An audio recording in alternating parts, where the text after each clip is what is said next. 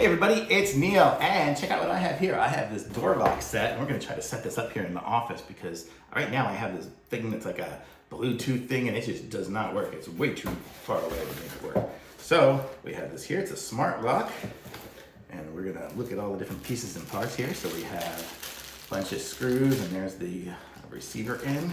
I should already have that from the existing stuff. And then here is the lock here by Hornbill. So let's see what we got here. Throw away all the pieces as they go through.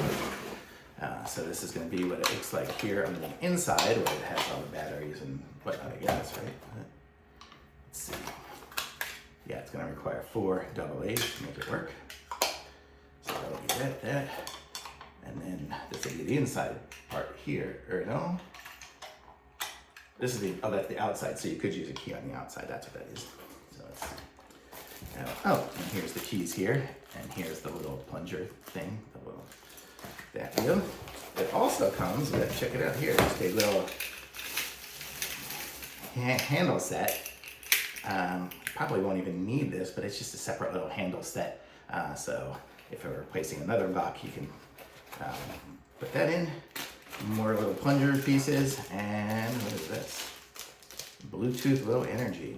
I guess this is going to be some sort of adapter for it as well. Let's see what we got here.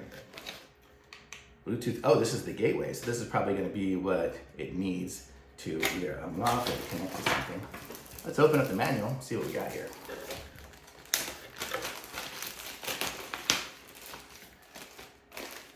Actually, you know what I'm going to do? I'm going to install this, and then I'm going to show you guys what I'm talking about, how to set it all up.